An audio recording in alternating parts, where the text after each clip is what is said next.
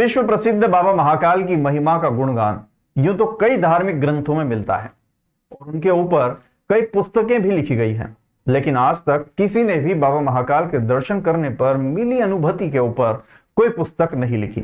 लेकिन नोएडा की रहने वाली पिंकी राज शाह ने महाकालेश्वर मंदिर के पुजारी पंडित महेश शर्मा के मार्गदर्शन में बाबा महाकाल के दर्शन कर उन्हें जो कुछ अनुभूति मिली है उस पर 6 महीने के कठिन प्रयास के बाद अपने शब्दों में पिरोकर एक पुस्तक लिखी, जिसका नाम उन्होंने महाकाल एक अविस्मरणीय अनुभव के नाम से प्रकाशित किया है, जिसका विमोचन महाकाल के दरबार में आकर महाकालेश्वर मंदिर के प्रशासक गणेश धाकड़, सहायक प्रशासक मूलचंद जुनवाल, विधायक प्रतिनिधि जगदीश पांचाल, नई दुनिया ब्यूरो चीफ सूर्य नारायण मिश्रा, प्रेरणा स्रोत महेश पुजारी के हाथों से करवाया।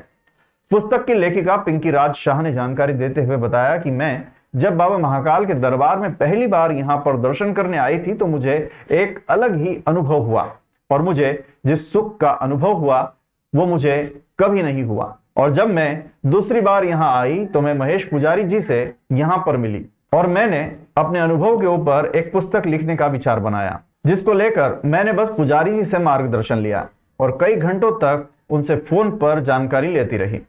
उनके सहयोग के कारण ही आज मैं ये पुस्तक लिख पाई। इस पुस्तक में मैंने महाकालेश्वर की पूजन अर्चन से लेकर परंपरा अनुसार पुजारी परिवार की पीढ़ी दर पीढ़ी सेवा के बारे में लिखा है और इसमें कई ऐसे वाक्य लिखे हैं जो अभी तक किसी ने भी नहीं लिखे हैं। इस मौके पर मुख्य रूप से विजय पुजारी, राजेश वर्मा, राजेश बैरागी, रुपेश मेहता, राम शर्मा, आशीष ठक्कर आदि मौजूद थे। सबसे पहले तो मैं यही कहूँगी कि मैं अपने आप को बहुत धन्य महसूस कर रही हूँ कि मैं बाबा महाकाल पे लिख सकती, मतलब उन पे लिखना, उनको जानना बहुत बड़ी चीज़ है।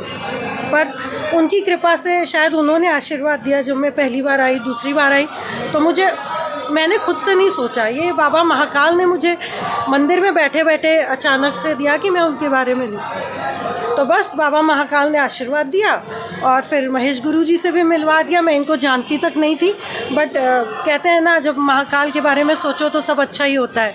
तो बस बाबा महाकाल ने महेश जी से मिलवा दिया और गुरु जी से, और फिर बस मैंने वो किताब लिखनी शुरू करी। गुरु जी ने भी बहुत मेरी हेल्प करी है उसमें।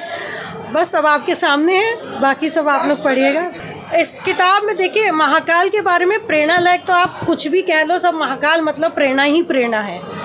उनसे बड़ा प्रेरणा का कोई स्रोत नहीं है, और ख़ासकर हम आज की जनरेशन के लिए, यंग जनरेशन के लिए, बट सभी के लिए है। तो उस किताब में मैंने महाकाल बाबा के बारे में मेरा जो खुद का अनुभव रहा है वो डाला है, जो उनके भक्त हैं उनके अनुभव डाले हैं, जो महाकाल की पूजा पद्धति है, आरतियां हैं, जो वंश परंपरा है पुजारियों की, उसके बारे में भी लिखा है, और महाकाल की भक्ति आप कैसे कर सकते हैं और महाकाल से हम क्या क्या सीख सकते हैं। लेकिन महाकालेश्वर की एक परंपरा क्या है और उस परंपरा के साथ यहाँ के पुजारियों की क्या परंपरा है, पूजा पद्धति क्या है, इसके बारे में आज तक किसी ने नहीं लिखा था। महाकाल ने आपको, पिंकी जी को प्रेरणा दी।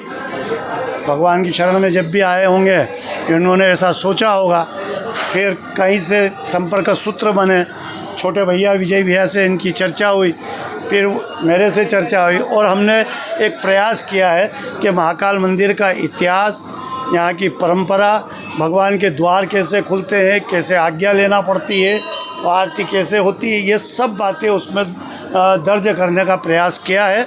हम महाकाल से ये भी प्रार्थना करते हैं कि अगली किताब इनकी महाकाल पर जो भी हो वो इससे भी बढ़िया प्रेरणादायक हो और बहुत बड़ा इतिहास उसके अंदर दर्ज हो, ऐसी हम भगवान से प्रार्थना इनके लिए करते हैं और आशाएं रखते रहते हैं कि महाकाल पे अच्छी से अच्छी चीज़ें लिखे और अच्छी प्रेरणादायक लोगों के पास भगवान का कथा पहुँचे, जिससे प्रेरणा मिलती रहे। निश्चित तौर पर भूत भवन भगवान महाकाल की ये अनंत अनुकंपा है कि पिंकी मैडम को गुरुजी जैसे गुरुवर मिले और इन्होंने ये प्रेरणा दी।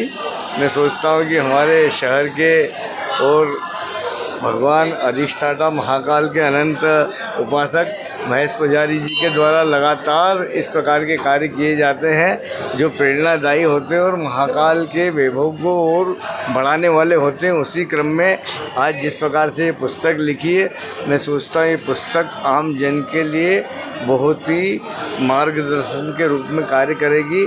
मैं मैडम का भी अभिनंदन करता हूँ।